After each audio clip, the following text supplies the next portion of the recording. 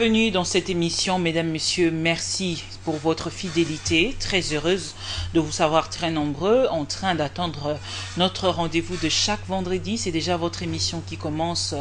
Le regard de ce soir qui sera porté sur quelqu'un qui vient souvent dans cette émission, c'est-à-dire un habitué de cette émission. Il s'agit de Tony Bolamba. Bonsoir, monsieur Bolamba. Bonsoir Madame Timbi, je souhaiterais vivement que vous m'appeliez citoyen Bolamba.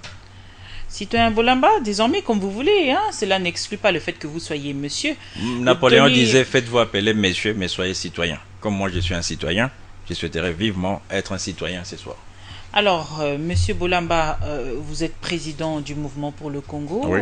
Une association qui a commencé depuis plusieurs années. Oui. Vous êtes implanté à Kinshasa d'ailleurs il n'y a pas très longtemps. Absolument. Comment se porte d'ailleurs votre mouvement d'abord? Notre association se porte bien. Nous avons commencé depuis les mois derniers des rencontres républicaines et citoyennes pour informer notre peuple qui est un citoyen.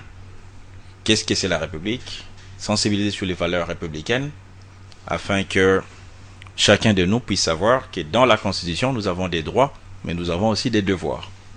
D'où, il y a 2-3 semaines, nous avons accompli notre devoir, l'article 64, en saisissant la justice pour porter plainte contre les Français qui occupent un plateau au sein du gouvernement de notre pays. On va y arriver, Tony Bolamba. Des activités que vous êtes en train de mener ces derniers temps, rencontrer quelques citoyens de la capitale, où vous ne le faisiez pas avant, il faudrait bien préciser. C'est maintenant que vous avez commencé à le faire. Cela est dû à la préparation de votre intention de vous placer pour la bataille électorale. Non, vous savez, moi j'ai toujours dit, moi je suis un homme d'État, je ne suis pas un homme politique. Lorsque j'ai commencé la sensibilisation, j'ai pas commencé ici, j'ai commencé depuis l'étranger, lorsque je me bats pour mon pays, parce que je suis d'abord un homme d'État. Nous avons pris la décision de sensibiliser nos concitoyens. Les 19, 20, 21 janvier, lorsque j'étais à l'étranger, il y avait une image qui m'avait choqué lors des manifestations qui ont eu lieu ici à Kinshasa. J'avais vu qu'on avait brûlé les drapeaux nationaux. Et j'ai appelé les amis de notre bureau avec qui nous prenons des grandes décisions. J'ai dit, à mon retour à Kinshasa, je dois sensibiliser surtout la jeunesse parce que nous avons plus de 60% de nos populations qui sont jeunes, pour qu'ils comprennent que dans la Constitution où nous avons des droits, mais nous avons aussi des devoirs. Et parmi les devoirs, respecter les valeurs républicaines comme les drapeaux nationaux, l'hymne national, même la présidence de la République, c'est un symbole de la République. Les peuples, les policiers, j'ai sensibilisé sur les symboles de la République. Ça n'a rien à voir avec les élections. C'est la pierre que j'ai mis pour éclairer la jeunesse sur les valeurs républicaines. Moi, je suis un homme d'État. Les élections, c'est une autre chose. La République, c'est quelque chose de pérenne. Donc, nous devons sensibiliser nos jeunes pour la pérennisation de la République. Cette volonté n'exclut pas quand même votre intention de pouvoir se présenter aux élections. Non, j'ai déjà dit que je serai candidat à tout niveau. Là, nous avons commencé par les locales et les provinciales. Je serai tête de liste dans les provinciales où nous aurons... Exactement où vous pouvez en profiter pour donner la commune où... Je serai tête de liste à Lukunga. Lukunga, mais comme les provinciales, les circonscriptions électorales, c'est la commune. Je suis en train de discuter. Aujourd'hui, nous avons une réunion où nous allons départager les sièges par les secteurs électoraux parmi les membres et nos candidats. Moi, je peux gagner une élection n'importe où. Je suis un citoyen congolais. Je peux même être candidat au Katanga. Je vais gagner. Puisque il faudrait avoir une base, votre fief, c'est-à-dire être ressortissant de quelque part. Non, je suis ressortissant de la RDC. Donc, vous pouvez aller partout. Je peux gagner une élection. Vous êtes confiant Je suis confiant. Le peuple congolais, c'est un peuple mature. C'est mon discours, parce que je connais leurs désidératas, je connais leurs souffrances. Nous partageons les mêmes souffrances. Donc, ils peuvent mieux me comprendre. Et moi, je les comprends. Et je sais ils peuvent me comprendre. Je peux être candidat même au Katanga. Provincial au Katanga. Le peuple va me comprendre. J'ai un discours qui est clair, qui est constant. Le bureau de réception des candidatures a été ouvert, oui, les différents bureaux ont oui. été ouverts depuis le 15, mais jusque-là, vous ne savez même pas encore. Non, nous avons un, c'est comme j'ai dit. J'ai dit, je dois aussi donner la chance. Même s'il y a encore beaucoup de temps, c'est-à-dire il y a encore presque un mois. Je dois donner la chance à certains de nos futurs candidats de choisir les endroits où ils sont à l'aise avec leur électorat, parce que moi je peux gagner une élection partout. Donc aujourd'hui, ce n'est pas de la prétention. Non, parce que je connais le peuple congolais. Moi je fais confiance au peuple congolais. C'est un peuple très mature. C'est un peuple très mature qui sait ce qu'il veut, et vous verrez. Et la prochaine fois que je vais vous recevoir sur ce plateau, si seulement je serai toujours journaliste, vous me direz que vous avez gagné finalement. Puisque le peuple connaît la constance du Moko et la constance de Tony Bolamba. Depuis 17 mai 97, je ne suis pas d'accord de la façon dont le pays est dirigé. Je n'ai jamais changé. Je n'ai jamais changé mon discours. Je ne suis pas un homme de position, je vous l'ai dit ici. Je suis un homme de principe.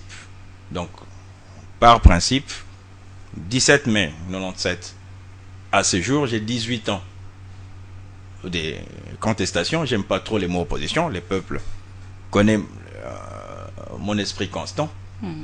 Et suite à mon esprit constant, l'esprit constant du Moko, le peuple fera confiance à nos candidats. D'abord, il n'y a pas que moi. Nous aurons une liste de 18 candidats pour les provinciales. Le peuple fera confiance aux candidats des Moko afin que nous puissions améliorer nos conditions de vie, parce que j'ai fait partie aussi de ces peuples-là, par des lois que nous proposerons au niveau provincial pour éclairer la ville.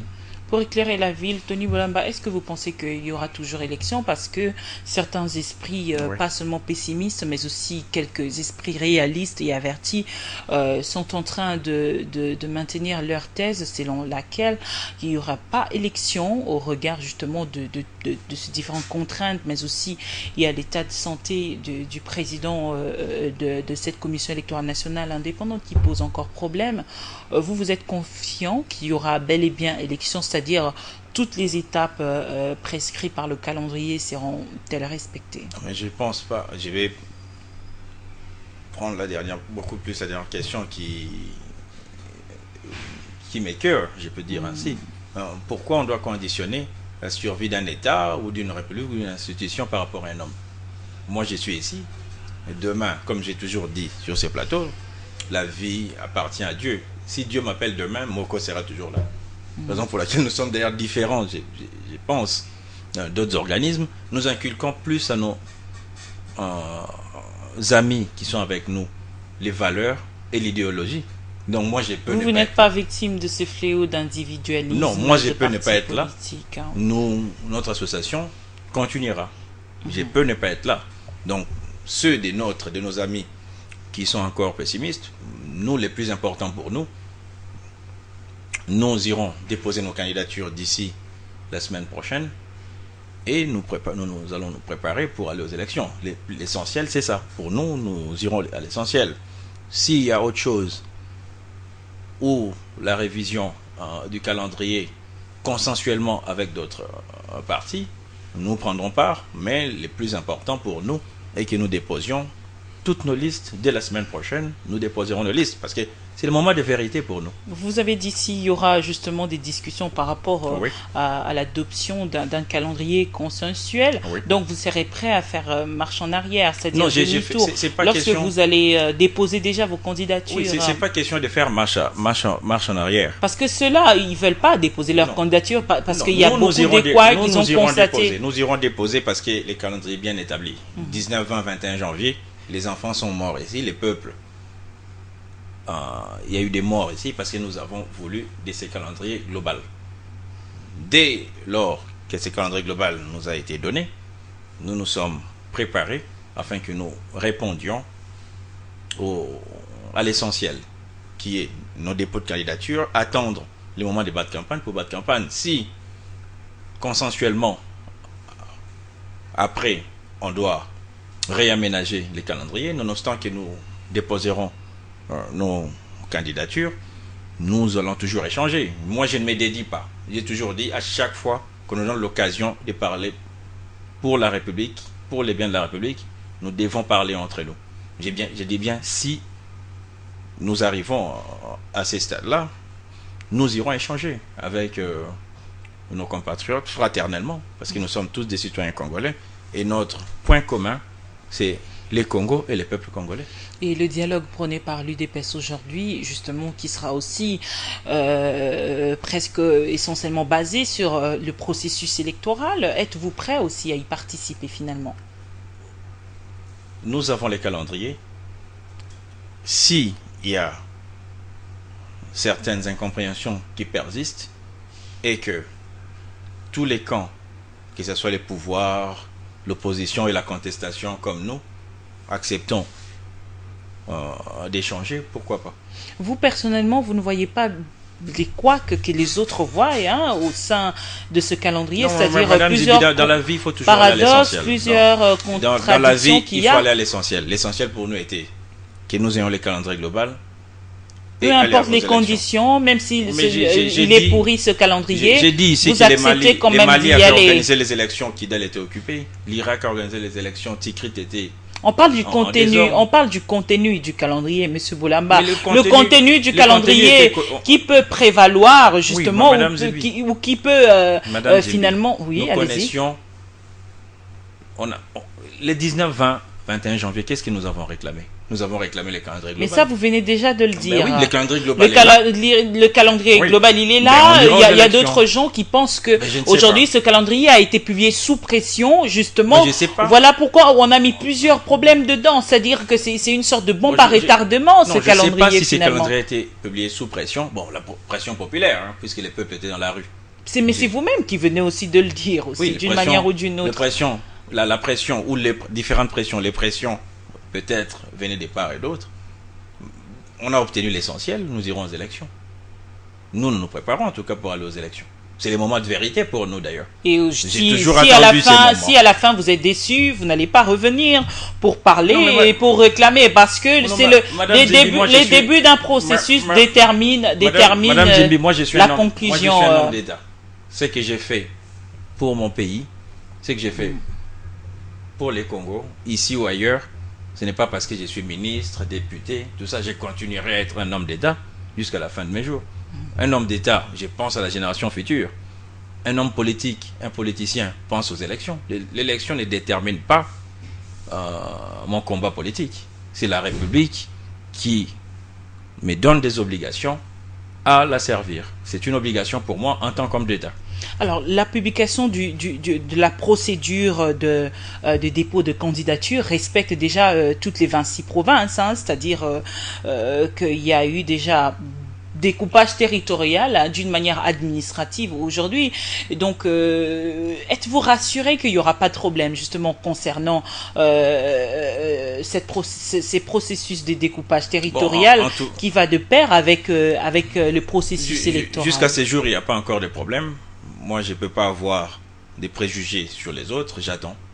Ce ne sont pas des préjugés, c'est des calculs politiciens. Vous êtes politicien, mais moi, je ne suis justement. pas politicien, moi, je suis un homme d'État. Je ne suis pas politicien. Ce n'est pas une profession pour moi. J'ai une autre profession, nonobstant que je m'intéresse à servir la République, à tout niveau d'ailleurs, mais je ne suis pas politicien, ce n'est pas une profession pour moi. Alors, Tony Boulamba, aujourd'hui, on peut conclure que peu importe la manière dont ce calendrier a été publié et le contenu de ce calendrier, vous acceptez quand même y aller. C'est ça, vous acceptez y aller. Peu importe les différentes contradictions que les experts en question électorale ont pu détecter au sein de ces calendriers, vous acceptez quand même d'y aller. C'est le moment de vérité. J'accepte d'y aller parce que le peuple congolais, c'est un peuple mature qui va faire des bons choix. Et je sais que les peuples feront des bons choix. Alors hier, le président de la Commission électorale nationale indépendante a tenu une conférence de presse avec un état de santé très très déplorable. L'abbé Malouma qui a subi une opération très délicate d'ailleurs. Il n'arrive même pas à parler, il est presque immobilisé, Tony Boulamba. Quelle pourrait être la suite, franchement? La suite de la République ou de l'abbé Malouma? La suite de la Commission électorale nationale indépendante Non, mais la commission, la CNI, va fonctionner normalement. Ben, pourquoi pas? Vous vous attendez à ce que le vice-président de cette commission je m'attends puisse assurer l'intérim ou qu'il y a une nomination parce que les autres... Raison pour laquelle, moi j'aime qu'on parle des institutions ou des fonctions, pas des personnes. Si la présidente ou la présidence, pardon, de la CNI est vacante, ils ont, je crois, un organigramme qu'ils doivent respecter. Je vois rien. Il doit avoir respect de la hiérarchie. Oui, je vois pas pourquoi. Certains parlent déjà de la nomination, de probable nomination de Marini Baudot comme président de la CENI, c'est-à-dire un président qui doit encore surgir de la société civile, entre guillemets. Bon, moi, je ne saurais commenter à ces stades. Je sais que la CENI a... Donc vous faites confiance, totalement confiance. Vous savez, madame... Peu importe le président qui sera nommé. J'ai fait confiance au peuple congolais. Moi-même faisant partie de ces peuples-là, l'essentiel pour moi est que nous ayons des élections. Et vous verrez les choix que fera le peuple. J'ai fait confiance au peuple congolais. Et vous n'êtes pas parmi ceux-là qui soupçonnent aujourd'hui l'intention cachée de la majorité présidentielle, justement, à pouvoir, coûte que coûte, procéder au glissement. Non, mais vous savez, madame, j'ai eu un débat dans l'une des chaînes ici, avec un ami de l'opposition. Bon, moi je suis de la contestation, comme Henri Nzouzi et les autres, nous sommes de la contestation. Le président des 4C, Henri Nzouzi, nous sommes du camp de la contestation, pas de l'opposition. Mais j'ai eu un débat ou des échanges sur un plateau avec un ami de l'opposition. Moi je lui ai dit, c'est quoi, pourquoi on fait de la politique? C'est pour avoir les pouvoirs, les conserver pour servir la cité, la République, les peuples. Si la majorité actuelle veut conserver le pouvoir, ils utilisent leur intelligence. Pourquoi on doit leur reprocher cela? Nous aussi, nous devons user de notre intelligence pour gagner ces élections. Moi, je suis un ancien du MPR. Je ne l'ai jamais caché d'ailleurs, parce que je suis moboutiste et je n'ai jamais caché mes origines idéologiques. Au moment où nous devions conserver notre pouvoir, nous avons usé de notre intelligence. Je ne reproche pas aux autres. Vous croyez qu'aux États-Unis, par exemple, les démocrates qui sont là, ils donneront les pouvoirs aux républicains ou aux Tea Party, comme ça? Ils ne voudront pas. Je vois déjà que Mme Clinton est dans la course pour la présidence de la République. Les démocrates voudront bien garder les pouvoirs. C'est des bonnes guerres. J'aime pas trop utiliser les mots guerre ou les mots combat. C'est des bonnes guerres ou combats. Et aujourd'hui, vous êtes de la contestation aussi. Aujourd'hui, oui, seulement, il n'y a pas glissement et que Kabila partait au respect de la Constitution, oui, du délai constitutionnel. Oui. Tony Bolamba, votre contestation, vous allez choisir qui pour diriger la République finalement? Mais c'est les peuples qui choisissent pour diriger par les élections. Mais vous êtes leader d'opinion, vous pouvez orienter aussi ce peuple. Mais moi, je vous ai toujours dit que j'étais candidat à tout niveau. Je vous l'ai dit ici. J'ai rempli les critères pour... Vous allez avoir cette audace aussi de briguer la magistrature. Mais je suis citoyen congolais. Suprême. En tout cas, à ces jours, j'ai rempli les critères pour être candidat à tout niveau. Je ne suis pas un citoyen français, je ne suis pas un citoyen... Remplir les critères, cela ne suffit pas. Parmi les critères, le réalisme aussi. Je suis très réaliste parce que nous avons un peuple très mature. C'est le plus grand atout que vous devez avoir. Nous avons un peuple très mature qui veut qu'il y ait les changements de nos conditions de vie. Vous avez vu dans quelles conditions on nous enterre maintenant. On a enterré beaucoup de nos compatriotes... comment les ministres, les vice-ministres a dit, c'est des tombes communes. Alors que... Puisque vous avez fait allusion à cette affaire, justement, oui. Aujourd'hui, le gouvernement s'est défendu au Parlement, oui. Au travers de ses deux représentants, c'est-à-dire le vice-premier ministre chargé de l'Intérieur, mais aussi le ministre de la Justice qui a dit que c'était des opérations régulières qui se faisaient. D'ailleurs, en juin dernier, ils avaient procédé à l'enterrement de 400 personnes et bientôt, d'ailleurs, il y aura aussi enterrement encore et encore. Finalement, fini les malentendus, Tony Bolamba. Bon, je ne sais pas. Moi, certains de nos amis d'opposition et ailleurs ont crié. Vous savez, à chaque fois qu'il y a un problème dans la République, moi je prends toujours beaucoup de recul. Parce qu'en tant qu'homme d'État, je ne suis pas émotif. Un homme d'État ne peut pas être émotif. Nous sommes des Africains d'abord. Nous avons un très grand respect pour la mort, pour nos morts. Au lieu de passer directement aux critiques, ça c'est moi, je suggère au gouvernement, si dans... Avant de donner des suggestions, je voudrais d'abord que vous puissiez faire la lecture. Oui, mon opinion est que j'attends qu'on nous éclaircisse des deux côtés. Hein. Mais juste de deux côtés, c'est-à-dire le gouvernement a donné son opinion et il y a eu nos amis des associations, des organismes des droits de l'homme ici qui ont donné leur opinion. Nous sommes en train de réfléchir, d'observer la position. Entre autres, la MONUSCO qui a sollicité l'exhumation des corps, c'est bien cela. Nous attendons les résultats de tout ça afin que nous puissions nous prononcer. Vous savez, Madame Zibi, sous la Deuxième République, nous avons connu les pseudo-massacres de Lubumbashi, où M. Koya Diallo, paix à son âme, a connu la prison. Après, on a vu que c'était des cabales. Je ne dis pas que les problèmes qui se passent, ou les problématiques de nos frères et sœurs enterrés à Maluku, c'est une sorte de cabale. Je ne me prononcerai pas tant que nous n'aurons pas une réponse définitive des parts et d'autres. Je ne me prononcerai pas. Mais je suggérerai, comme vous n'allez pas vous prononcer, finalement, vous n'avez aucune position, Tony si, Bolam. Mais ma position... C'est quoi votre position? Oui, ma position est celle-ci. Ma position est que nous attendons des parts et d'autres qui est des communiqués définitifs. Sur base de ces communiqués définitifs, nous allons analyser et nous nous prononcerons. C'est ça notre position.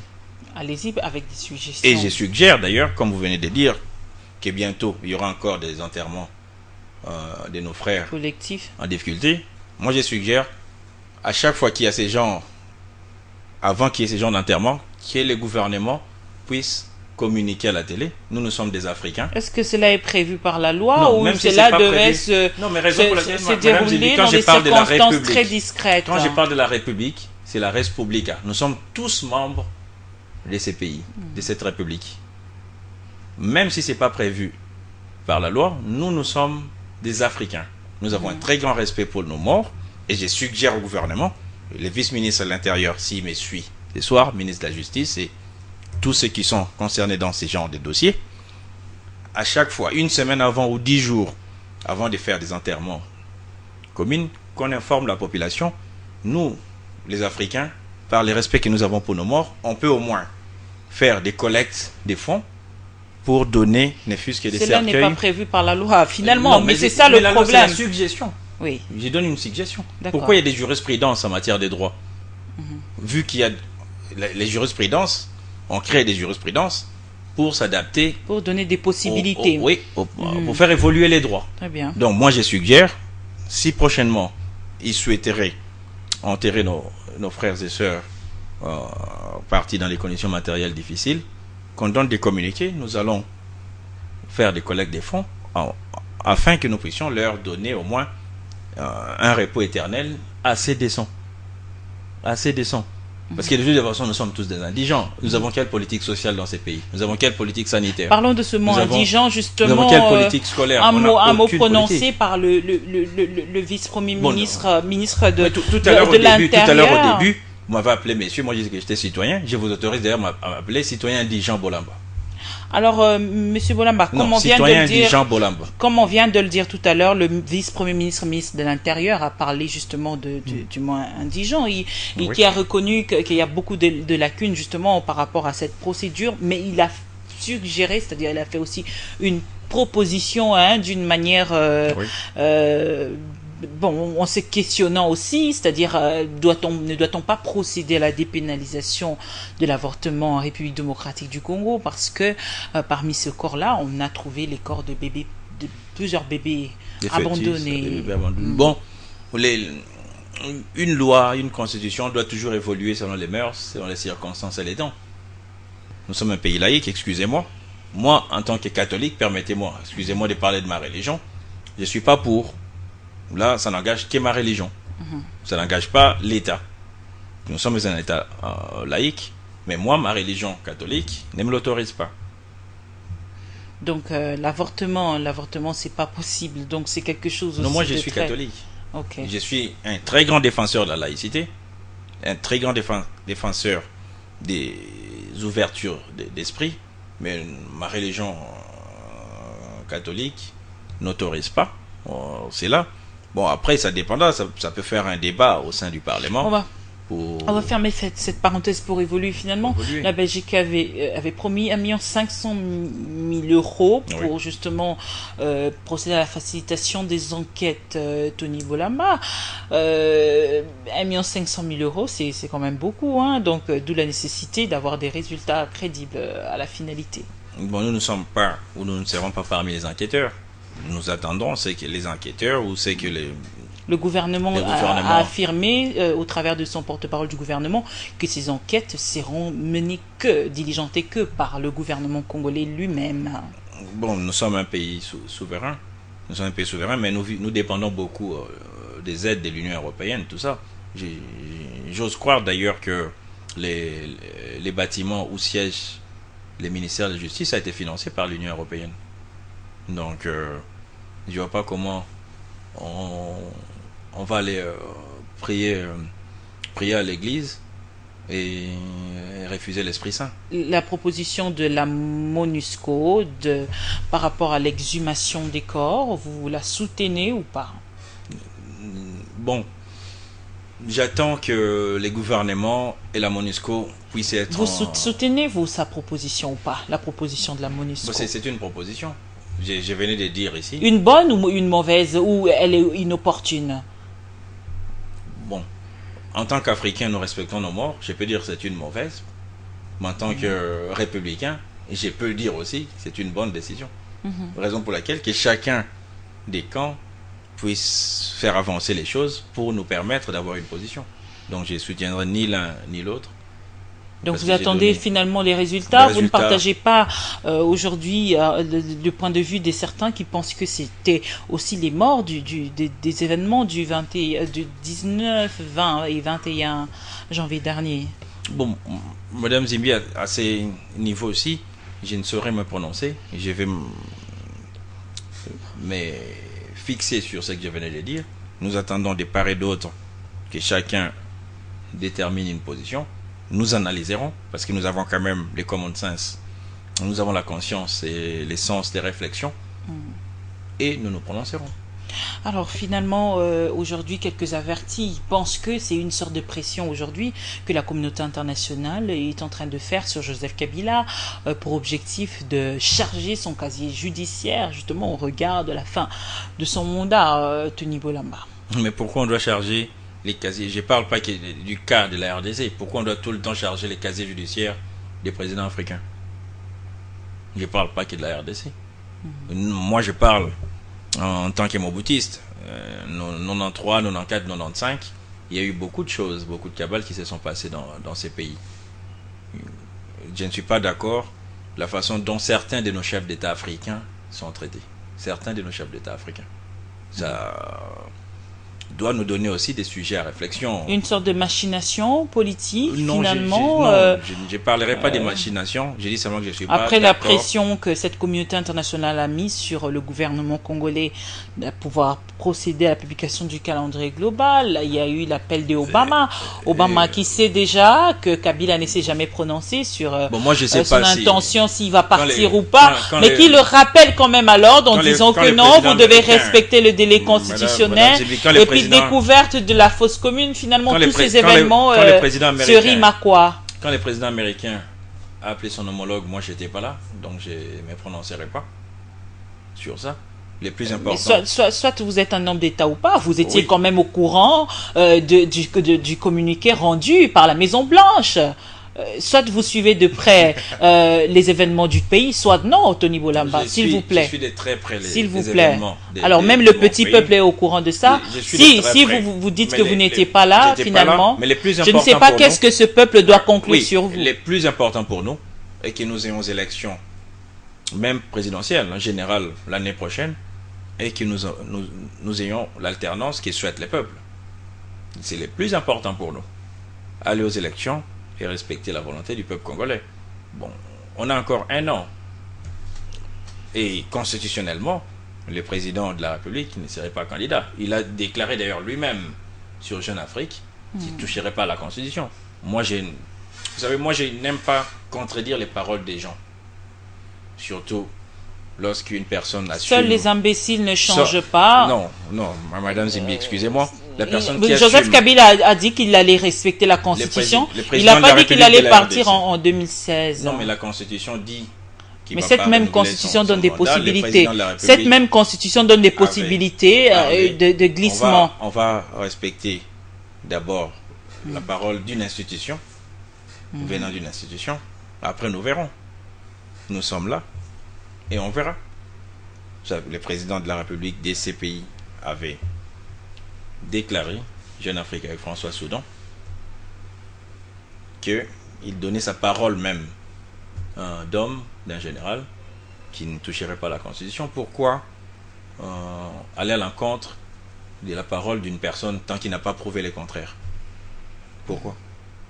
Alors, Tony Bolamba, aujourd'hui, vous êtes aussi très actif au niveau de l'étranger et d'ailleurs la diaspora qui va participer aussi aux élections présidentielles désormais. Oui. Justement, vous avez salué cette... Oui, j'ai salué cette décision parce que depuis 15 mai 2011, j'avais demandé au Parlement que la diaspora puisse voter parce que c'est des citoyens. La diaspora, ceux qui ont la nationalité congolaise. Avez-vous fait un suivi de cette proposition? Oui, puisqu'il y avait l'honorable Bamanissa qui avait apporté cet amendement au Parlement. À l'époque, c'était le professeur Bochab, l'actuel vice-ministre vice-premier ministre de l'Intérieur, qui était président du Parlement. Bon, le président Kengo était toujours là. L'honorable Bamanissa, l'actuel gouverneur de la province orientale, avait amené ça sous forme d'amendement. Nous avons un courrier où nous avons adressé aux deux chambres réclamant que nos compatriotes de la diaspora puissent être traités comme des citoyens congolais à part entière. Et vous avez trouvé gain de cause? Nous avons trouvé gain de cause parce que ça a suivi son acheminement. Jusqu'à ces jours, on nous a donné raison. En octroyant les droits de vote aux citoyens congolais de l'étranger. Des citoyens congolais de l'étranger, que vous dénoncez d'ailleurs tous les jours aujourd'hui. Non, moi je dénonce les vice-ministres, qui est un citoyen français, donc il n'est pas... Mais quid d'ailleurs, lui-même, il ne va pas voter puisqu'il est français. Oui, donc, là c'est votre point de vue. Là c'est votre point de vue, moi, Monsieur Bolamba. Moi je suis résident en France, je ne vote pas. J'ai une carte de résidence là-bas, je ne vote pas. Monsieur Bolamba, s'il vous plaît, quid de votre requête déposée à la Cour suprême de justice? Nous attendons et bientôt j'irai encore déposer une requête pour 117 personnes qui sont des citoyens étrangers. Avant d'y arriver, qu'est-ce que ça vous fait aujourd'hui de vous acharner autant pour Monsieur Antoine Boyamba, le vice-ministre des Congolais, s'il vous plaît, le vice-ministre des Congolais à l'étranger, mais lui il ne vous répond pas qui ne dit mot consent. Cela ne vous gêne pas? Non, qui ne dit mot consent. Qui ne dit mot consent. Et s'il considère ça d'un faux débat, peut-être qu'il trouve que c'est de la bassesse, il veut non, pas parce que déjà, se prononcer. Déjà, j'ai une convocation, une invitation par les procureurs français. Je pars à Paris la semaine prochaine. Je dois échanger sur les informations. Parce que les citoyens français qui ne sont pas enregistrés au consulat doivent payer des impôts en France. Je pars parce que les procureurs français m'ont... C'est pour quel objectif? C'est pour ruiner les autres? C'est par rapport... non. Parce que d'aucuns estiment que c'est de la haine que vous avez contre ces gens-là, finalement. Non, Madame Zimbi, moi je suis un homme éclairé, j'ai des principes, je suis un homme éclairé, donc j'ai personne, quand je défends la République. Est-ce que vous connaissez les cas Fujimori? Fujimori était un président d'un pays en Amérique du Sud, je crois, en Panama ou Colombie, Alberto Fujimori, qui avait la nationalité japonaise. Les jours où il a connu des problèmes, il a fui dans son pays, le Japon, et ça a pris tout un temps pour être extradé. Je parle juste de la République, je ne parle pas des personnes, raison pour laquelle vous ne me voyez d'ailleurs pas citer les noms des gens ici. Nous devons protéger la République. Alors les 100 autres là... 117, oui. 117, oui. Ils sont où? Ils sont dans les institutions. Au Parlement, dans l'opposition même, il y en a. Tout comme dans des ministères actuellement. Vous voulez les dénoncer tous? Non, je ne dénonce pas, j'informe la République. Et si la République Oui, ne mais réagit je pas, commence d'abord par leur pays d'origine, comme j'ai fait. N'avez-vous pas peur d'être ridicule finalement à la Non. fin si la République ne réagit pas justement? Mais les parce peuples que le voient. finalement, ça se traduit en Non. théâtre. Non, les grands témoins d'une république, c'est son peuple. Les grands témoins d'une république. Parce que les hommes passent, la république demeure et les peuples demeurent. C'est les grands témoins de la république. C'est les grands témoins même de la république. Et pour Je les ne fais 110... que, dans la République, je n'arrête pas de dire, nous n'avons pas que des droits. Certains croient qu'on n'a que des droits dans la République. Nous avons aussi des devoirs. Moi, j'ai fait que mon devoir de citoyen, en adéquation avec l'article 64 de la Constitution. C'est rien du tout, c'est pas la haine, c'est rien. Je ne fais que mon devoir de citoyen. Tout à l'heure, vous venez de vous acharner, de marteler sur le respect de la Constitution par la présidence de la République. Ben, on va aussi s'acharner sur le respect que les étrangers ne fassent pas de la politique. C'est l'article 50 même de la Constitution qui l'a dit. C'est seulement étrangers par rapport au papier, hein, il faudrait le dire, mais ils sont pas vraiment étrangers. Mais qui ils vous sont dit ça? congolais. Non, c'est la nationalité qui ils détermine. sont congolais, le 117 là, monsieur Bolamba. Ne pouvez pas avoir une sorte de largeur d'esprit. Je vous ai donné... Oui, en tant qu'un homme éclairé, j'ai une très grande ouverture d'esprit. Oui. Et en tant qu'un homme éclairé, je suis un homme qui respecte les bonnes mœurs. Les bonnes mœurs même nous imposent à respecter les textes. Ça fait partie des bonnes mœurs. Raison pour laquelle, par ces respects des textes, que j'ai pris l'article 64 de la Constitution qui dit tout Congolais a les devoirs de faire échec à un individu ou à un groupe d'individus qui exercent les pouvoirs en violation de la Constitution. Je ne fais que mon devoir de citoyen que me donne l'article 64 des textes de notre République. Et le 117, vous comptez aller déposer ça encore à la Cour suprême? Nous déposerons une requête chez le procureur général de la République. C'est un devoir des citoyens. Parce qu'à chaque fois que moi je vois certains de nos leaders politiques, des leaders d'opinion dire au peuple, vous avez des droits, vous avez des droits. Je n'ai jamais vu dire au peuple, vous avez des devoirs aussi. Nous avons des devoirs. Nous avons des droits. Tout à l'heure, quand je les ai protégés, les symboles de la République, c'est un devoir des citoyens. C'est un devoir des citoyens, mais aussi en tant qu'activiste au niveau national et international.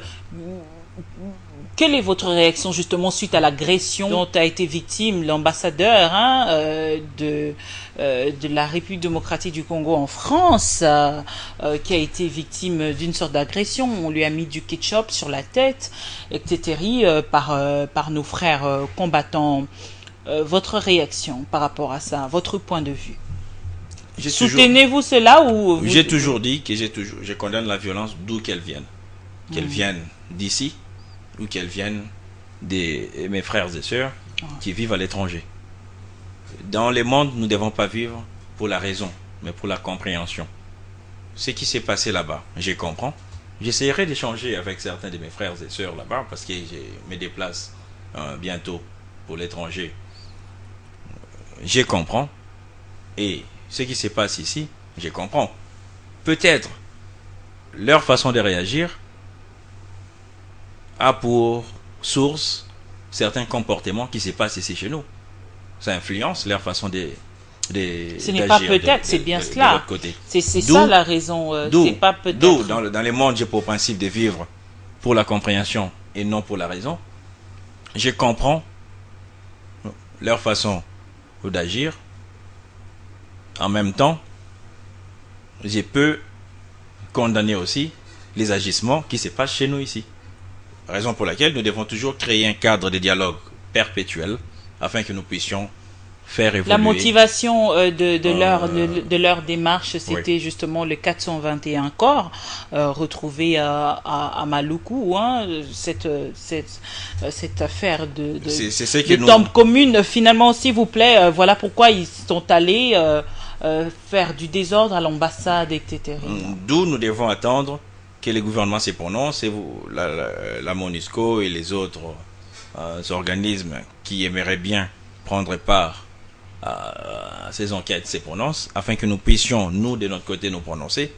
Et lors de mon déplacement ou des déplacements de l'un des membres de nos bureaux à l'étranger, échanger avec nos compatriotes. Échanger avec vos compatriotes qui vont déjà vous suivre, il faudrait le dire, au travers de notre site internet, mais aussi sur Facebook, Tony Bolamba, un message de paix par rapport à tout ça. Bon, d'exhortation? pour le moment, les enquêtes se font de part et d'autre.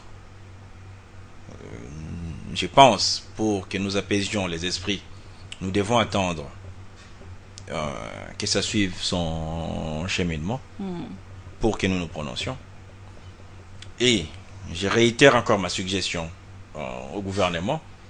Si, je dis bien si, parce que je ne me prononcerai pas définitivement sur l'enquête qui est en cours, si dans les futurs, nous avons certains de nos frères et sœurs en détresse, qui ont rejoint l'au-delà en détresse, avant les enterrements, que les gouvernements fassent des communiqués. Nous sommes... Ça, vous l'avez déjà dit. Oui, je réitère, nous sommes des Africains, nous avons un très grand respect pour nos morts, qui fassent des communiqués, afin que nous puissions faire des collectes des fonds et parmi que nous parmi ces combattants, il y en a d'autres qui veulent venir ici, qui vont bientôt venir ici déjà. Ils ont annoncé leur arrivée. Il y a même des Français qui sont membres du gouvernement ici, qui sont citoyens congolais et qui veulent faire de la politique.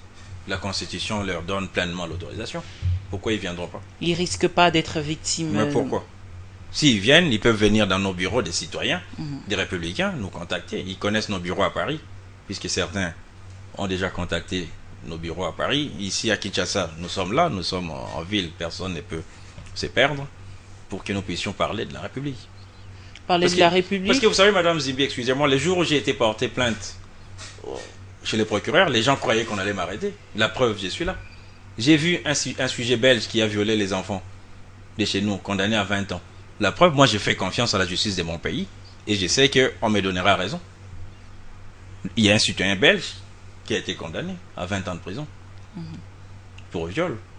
On condamnera les citoyens et les gens qui usurpent notre identité et qui siègent illégalement dans les institutions ou dans les gouvernements. J'ai fait confiance à la justice de mon pays.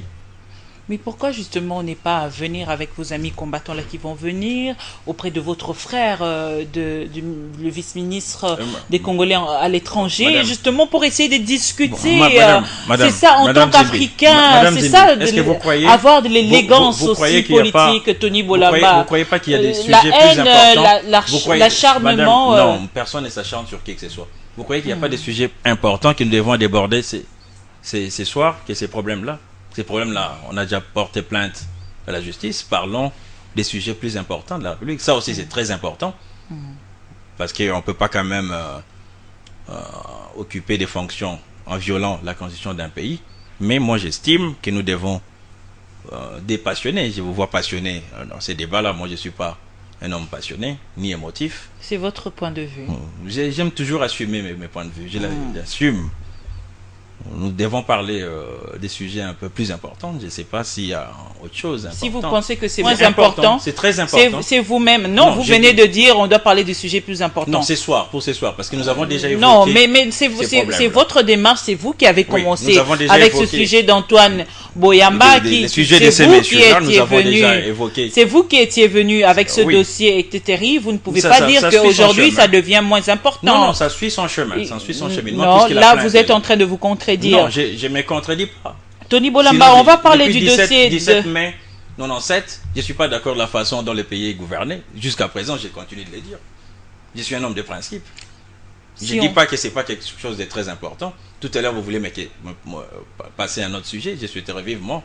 Parce que ces dossiers-là est entre les mains de procureurs. D'aucuns estiment que vous enviez quand même le poste de M. Boyamba. Non, du tout. Vous aviez voulu participer aux concertations nationales, on vous a écarté. C'est lui qu'on a placé là. Aujourd'hui, vous êtes débordé de jalousie. En tout cas, c'est un point de vue. Non, la fois passée, vous savez, moi je suis un indigent.